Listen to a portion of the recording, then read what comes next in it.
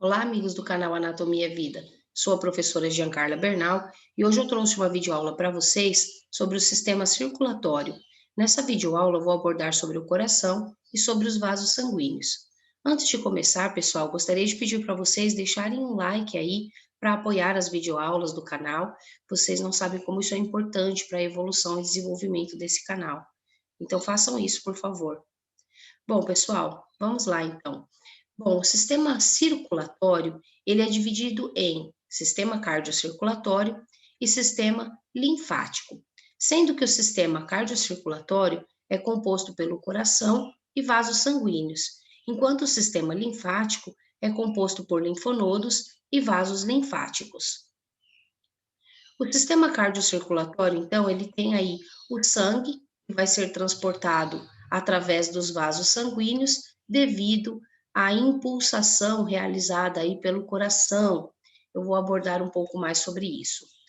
Vejam, o coração ele funciona como uma bomba hidráulica e ele possui aí 4 câmaras. Ele está localizado no mediastino, que é essa parte central aqui do tórax, entre os dois pulmões, a qual nessa imagem está representada por esta cor azulada. Então, aqui nós temos o mediastino, onde está localizado o coração. O coração ele possui também uma base e um ápice, sendo que a base do coração é essa parte superior aqui, ó, aonde nós temos vasos sanguíneos se inserindo e também emergindo aqui do coração. E ele também possui um ápice, que é essa pontinha do coração aqui, ó, que está voltada mais para o lado esquerdo, inferiormente. Então, aqui nós temos o ápice do coração e aqui nessa parte superior, a base do coração. E o coração, pessoal, ele é composto aí por 3 camadas teciduais. Nós temos o pericárdio, que é uma membrana que vai envolver o coração externamente, o miocárdio, que é a camada média do coração, uma camada de tecido muscular, e o endocárdio, que é a camada mais profunda, que reveste o coração internamente. Então, aqui nessa imagem, abaixo dessa cor azulada, né, que representa o mediastino, vejam que nós temos uma membrana envolvendo o coração aqui, ó, numa cor meio que branca, né? Essa membrana envolvendo o coração é o pericárdio. O pericárdio, ele é composto de tecido conjuntivo seroso e aí ele proporciona, então, lubrificação para que o coração possa realizar aí os seus movimentos de sístole e diástole. Já o miocárdio, que é a camada média, é essa parte onde nós temos o tecido muscular, que é o músculo estriado cardíaco, onde eu estou passando aqui a minha bolinha vermelha, eu estou mostrando para vocês o miocárdio, a camada muscular do coração, a qual é responsável, então, pelas contrações e relaxamento do coração. E depois nós temos a camada mais profunda, mais interna, né, que é chamada de endocárdio. O endocárdio, ele reveste o coração internamente e ele forma também essas válvulas que vão proporcionar aí uma divisão entre átrio e ventrículo. Bom, então qual que é a função do coração? A função do coração é bombear o sangue do seu interior para os vasos sanguíneos. E os vasos sanguíneos vão conduzir esse sangue tanto para os pulmões quanto para todas as outras células do nosso corpo. O movimento do coração, que está relacionado à sua contração, é chamado de sístole. E o movimento do coração relacionado ao seu relaxamento é chamado de diástole.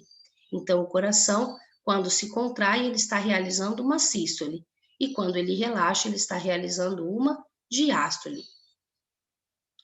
Ele também é dividido em 4 câmaras, conforme eu já havia comentado, né? Então, nós temos aqui um átrio direito e um ventrículo direito, um átrio esquerdo e um ventrículo esquerdo, sendo que os átrios são essas câmaras que estão mais superiores, enquanto os ventrículos são as câmaras mais inferiores. Além desse detalhe, nós podemos dizer também que os átrios são câmaras de entrada, enquanto os ventrículos são câmaras de saída. Ou seja, nos átrios, os vasos sanguíneos vão se inserir, conduzindo sangue para o interior desses átrios. E já no caso aqui, os ventrículos, eles vão ter aí, se originando dentro deles, vasos sanguíneos que vão transportar esse sangue para fora do coração. Bom, há comunicações entre átrio e ventrículo, então, para que ocorra essa passagem de sangue, né, do átrio para o ventrículo. Essa comunicação, ela ocorre através de válvulas. Do lado direito, nós temos uma válvula chamada de válvula tricúspide. Essa válvula, ela vai então proporcionar a passagem do sangue presente no átrio direito para o ventrículo direito. Já do lado esquerdo, nós temos uma válvula chamada de válvula mitral, a qual vai proporcionar a passagem de sangue do átrio esquerdo para o ventrículo esquerdo. Vejam aqui essas estruturas, parecendo pequenas cordinhas, elas são chamadas de cordas tendíneas. Essas cordas tendíneas, elas estão fixadas nos músculos papilares e devido às contrações e relaxamentos aí do coração, proporcionam então a abertura e fechamento dessas válvulas para que esse sangue, então, presente no átrio, possa passar para o ventrículo e prosseguir aí essa função do coração, né, de impulsionar esse sangue para os vasos sanguíneos. Bom, nós temos, pessoal, no sistema cardiocirculatório, dois tipos de vasos sanguíneos. Nós temos as veias e as artérias. O que caracteriza um vaso como venoso, o que faz com que ele seja chamado de veia, é o fato de que esses vasos vão conduzir o sangue de volta ao coração. Ou seja, são vasos que retornam ao coração. É essa característica que faz com que esses vasos sejam chamados de veias. A grande maioria dos vasos venosos, eles vão conduzir um sangue pobre em oxigênio, porém rico em dióxido de carbono. Mas nós devemos lembrar, pessoal, que existem algumas exceções. Quando eu falo, né, nessa condução de sangue rico em dióxido de carbono, nós devemos lembrar que há exceções. Nós temos 4 veias que são chamadas de veias pulmonares, 2 do lado direito e 2 do lado esquerdo. Vejam aqui nessa imagem, ó, esses 2 vasos de cor vermelha voltando aqui do pulmão direito em direção ao coração. E esses outros 2 vasos aqui, ó, do lado esquerdo, voltando do pulmão em direção ao coração, são vasos venosos. Porém, esses vasos, eles não conduzem um sangue rico em dióxido de carbono, mas sim um sangue rico em oxigênio, tá? Então, lembrem-se que lá no pulmão ocorre um processo chamado de hematose, que é a troca gasosa, né? Aonde o sangue rico em dióxido de carbono é reoxigenado, e esse sangue, agora rico em oxigênio, ele precisa voltar ao coração para que ele seja distribuído pelo nosso corpo. E aí, quando ele volta para o coração, esse sangue volta pelas 4 veias pulmonares. Aí você deve estar se perguntando, professora, mas se esse sangue está rico em oxigênio, por que esses vasos, então, são chamados de veias? Porque a gente tem que lembrar daquela característica principal. Os vasos são chamados de veias quando eles conduzem sangue de volta ao coração, quando eles retornam ao coração. Ou seja, nesse caso aqui, as 4 veias pulmonares, elas estão voltando ao coração, elas estão vindo do pulmão para o coração. E devido a isso, eu devo chamar esses vasos de veias, mesmo eles atuando no transporte de um sangue rico em oxigênio. Então, as únicas exceções de vasos venosos que nós teremos aí conduzindo, né, sangue rico em oxigênio, serão esses 4 vasos, as 4 veias pulmonares. As demais veias do organismo vão todas conduzir um sangue rico em dióxido de carbono, pobre em oxigênio. E aí, pessoal, nós temos aquele outro tipo de vaso, né, que é a artéria. As artérias são vasos que possuem origem no coração ou que se originam a partir de um vaso que teve origem no coração. Ou seja, vejam como exemplo aqui nessa imagem, esse vaso de cor vermelha, ele teve origem no coração. Então, esse é um vaso arterial. Toda vez que o vaso se originar no coração, ele vai ser chamado de artéria. E também os vasos que seguirem após a ele também serão chamados de artéria. Vejam que aqui esse vaso ele dá origem a outros 3 vasos, né? Bem aqui, ó. Esses outros 3 vasos também são artérias, tá? Porque se originaram a partir de um vaso que teve origem no coração. É isso que caracteriza um vaso como arterial. E aí eu posso dizer que a maioria dos vasos arteriais, por isso que eu uso o termo a maioria, ó, fiquem atentos.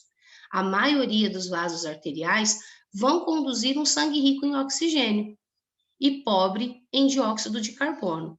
Porém, também existem as exceções. Então vejam aqui que esse vaso arterial, bem aqui onde eu estou passando a bolinha vermelha, ele teve origem no ventrículo direito do coração. Esse vaso arterial é a artéria tronco-pulmonar.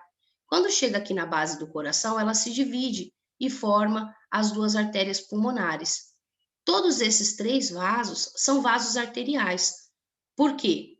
Porque um deles, né, teve origem no coração, e isso é o que caracteriza esse vaso como arterial, e os próximos dois aqui, que seriam as duas artérias pulmonares, elas se originaram a partir desse vaso que teve origem no coração.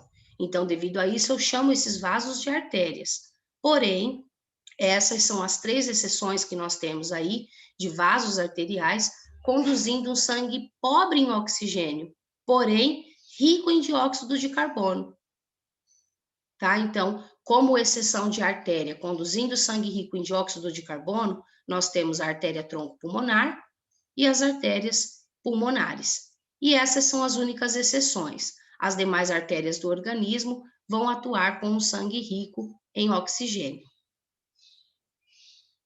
E aí, pessoal, esses vasos sanguíneos, eles também podem ser classificados aí conforme o seu calibre, conforme o seu diâmetro, tá?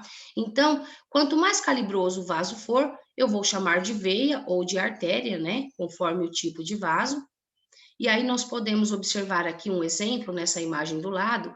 Vejam aqui, ó, esse vaso na cor vermelha, onde eu tô passando a minha bolinha vermelha aqui, ó. Esse vaso na cor vermelha é uma artéria, tá? E aí vejam que depois ela reduz o seu calibre, ela fica mais delgada, ela fica mais fininha, né? E aí ela passa a se chamar arteríola, e depois ela fica mais delgada ainda, que é o que nós vamos chamar de capilar. Então vejam que eu utilizo uma nomenclatura para cada um desses calibres de vaso, né? Então, quanto mais calibroso é uma nomenclatura, e conforme ele vai reduzindo o seu calibre, a nomenclatura vai mudando, tá? Então, aqui eu tenho uma artéria, arteríola e capilares.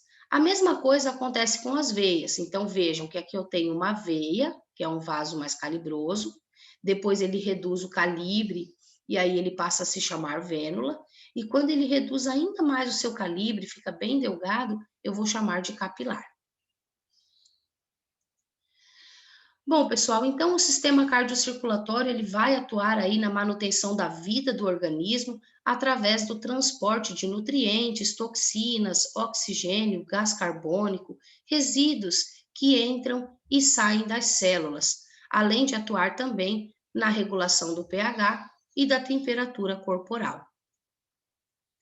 Bom, pessoal, o que eu tinha para passar para vocês sobre coração e vasos sanguíneos era isso. Eu espero que vocês tenham gostado. Deixem aí o like para estar apoiando a evolução e desenvolvimento do canal. Façam as suas inscrições para que vocês possam estar sempre acompanhando as novas videoaulas.